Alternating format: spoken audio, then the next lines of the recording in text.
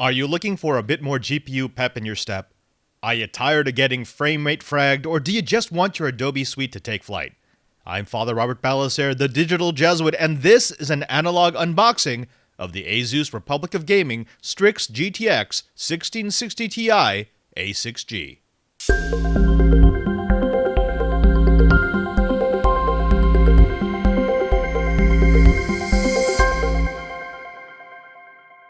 There was a time when graphics cards were just for the gaming geek looking to squeeze a few more FPS out of their rig. But nowadays, GPU muscle is important for everything from hashing to rendering and, yes, to gaming. As I do all of those things, I was excited to hear from my friends at ASUS who wanted me to take a look at the ROG STRIX GTX 1660 Ti A6G Gaming Advanced Edition. Yeah, they need to shorten their names. This card uses the NVIDIA GeForce GTX 1660 Ti graphics engine, which, yes, is outperformed by the current crop of flagship 2080 Ti graphics parts, in some cases by up to 80%, but at less than a fourth the cost of what a flagship 2080 Ti will run, it inhabits the sweet spot of price performance. Opening it up, you realize quickly that ASUS isn't just selling a line of cards, they're reinforcing their Republic of Gaming experience. Now, some will scoff at the little bits of presentation flair, but I actually like the attention to detail, as long as it's backed up by performance. Now, inside you'll find a quick guide, drivers, some cable management hook and loop straps, and of course, the card itself. Now let's do the specs. It uses a GTX 1660 Ti graphics engine with 1,526 CUDA cores and a 192-bit interface to 6 GB of GDDR6 memory that's clocked at 12 GHz. The engine itself has two clock modes. The default gaming mode that has a base clock speed of 1500 MHz and a boost clock speed of 1800 MHz, while the overclock mode has a base clock speed of 1530 and a boost clock of 1830. The NVIDIA GeForce GTX 1660 Ti engine uses NVIDIA's Turing architecture, which integrates real-time ray tracing cores and AI simulation-capable tensor cores into the die. Along with those additional cores, the engine gets a 30 to 50% rasterization performance boost over non-Turing graphics engines.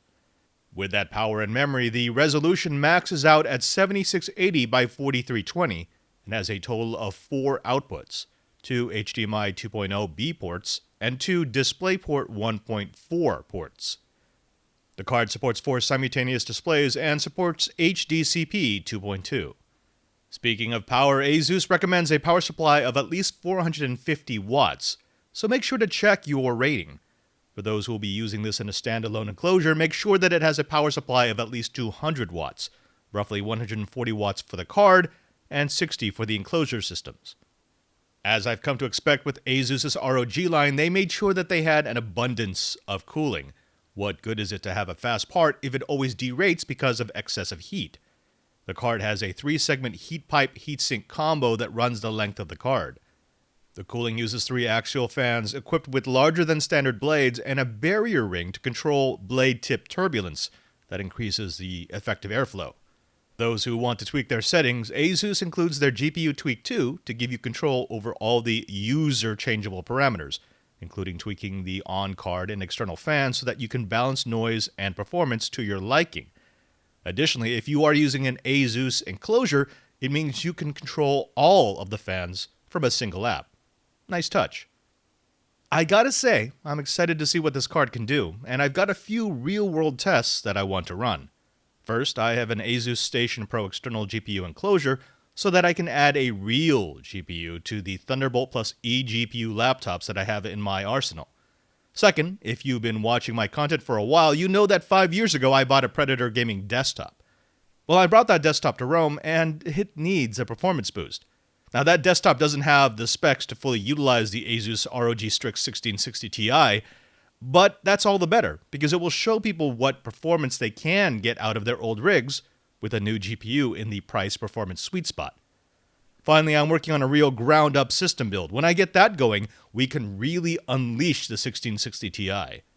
Now, if you want to see the full review of the ASUS ROG STRIX 1660 Ti A6G Gaming Advanced Edition, or any of the content that surrounds it, you need to subscribe by ringing the bell. And don't forget to like and share the video. Drop by my Twitter feed at twitter.com/PadreSJ to see what's coming next.